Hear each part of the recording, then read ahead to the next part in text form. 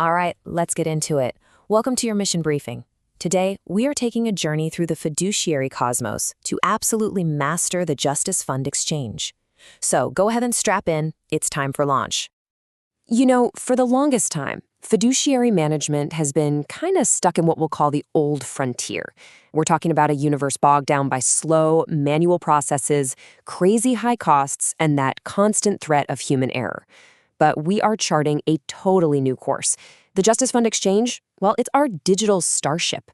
It's built from the ground up to replace all those old challenges with automation, serious cost reduction, and near-perfect accuracy. We are definitely leaving that old world behind. So, every great starship needs a seriously powerful engine, right? Let's jump into Module 1 and fire up the JFE engine. This is the core automation platform that lets us hit warp drive. Okay, our first stop is the engine room. And as we go through the next couple of slides, I want you to keep this one question in mind.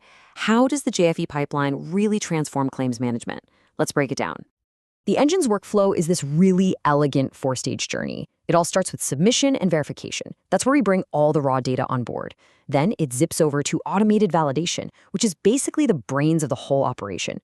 From there, it's a seamless glide into tracking and approval, giving you total visibility before we get to the final payload, treasury and disbursement. Each stage just intelligently fuels the next one. It's beautiful.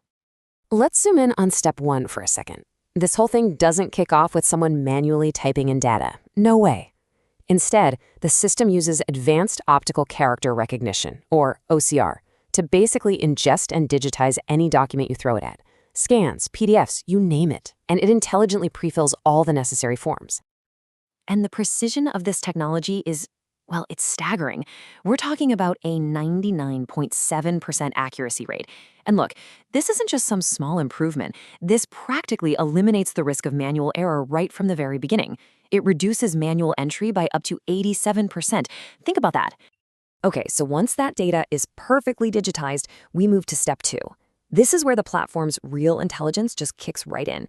It automatically validates all the information against this complex web of federal, state, and local rules, making sure everything is compliant from the get-go. So just how thorough is this validation? Well, the system runs every single claim through 27 automated compliance checkpoints. This is not a spot check, okay? This is a deep, rigorous audit. Compliance isn't something that's just tacked on at the end. It's literally built into the core of the process. Time for a lightning round on engine performance. Let's go! We're talking about 73% faster claim processing, a 65% average cost reduction, 89% fewer document errors, and get this, a 215% increase in claim volume, all without adding a single new staff member. Now that is warp speed efficiency. Now, an engine this powerful obviously needs a fortress to protect it. And that brings us to our next module, security and compliance. I want you to think of this as our Starship Shield system. It's up, it's active, and it is absolutely secure. So you've got this incredible high-performance engine, right? But it needs powerful shields. So what are the core defenses that make the JusticeFund Exchange a fortress of trust? Let's start peeling back the layers. The very first layer of defense is the hull of the ship itself. End-to-end AES 256 encryption. This is bank-grade, even military-grade protection. What it means is that all your data, whether it's moving from one place to another or just sitting there, is completely unreadable to anyone who isn't authorized. Period. Next up, we have the checkpoint to the command deck, multi-factor authentication. Now, this is not just a password. This is NIST-compliant identity control. We're talking biometrics and time-based codes. If someone tries to steal credentials, the buck stops here. And hey, don't just take our word for it. This entire security framework has been validated by some seriously rigorous, independent audits, achieving both SOC 2 Type 2 and ISO 27001 certifications. Well, that proves the platform meets the highest international standards for security and for privacy. Time for another lightning round, this time on our security specs. 99.9% enterprise-grade uptime, a 15-year, get this, immutable audit trail, active monitoring of over 50 different threat patterns, and the ultimate stat, the one that really matters, 0 recorded breaches. Shields are holding strong. So our Starship is fast and it's secure. You know what that means? It's time to go exploring. In our next module, we're charting some brand new constellations. These are the advanced financial and legal architectures that the JFE actually makes possible. Because we have this fast, secure starship, we can start to navigate deeper into the financial cosmos. And that brings us to our next destination and our next question. What in the world is a syntactical trust? Okay, a syntactical trust. It sounds really complicated, I know, but think of it like establishing a kind of diplomatic status. It's a super sophisticated legal framework that lets a trustee create this foundational entity, that straw man, so that it can interact with other huge institutions on a totally level playing field. It's all about making sure you can negotiate as a peer, not as a subordinate. So you have this powerful legal structure, but it needs a financial engine, right? Well, that leads right into our next question. How does bank-owned life insurance, or BOLI, actually power these advanced trust structures? Well, BOLI isn't a one-size-fits-all kind of deal. It's all about strategic options. As you can see here on the chart, it really comes down to a trade-off.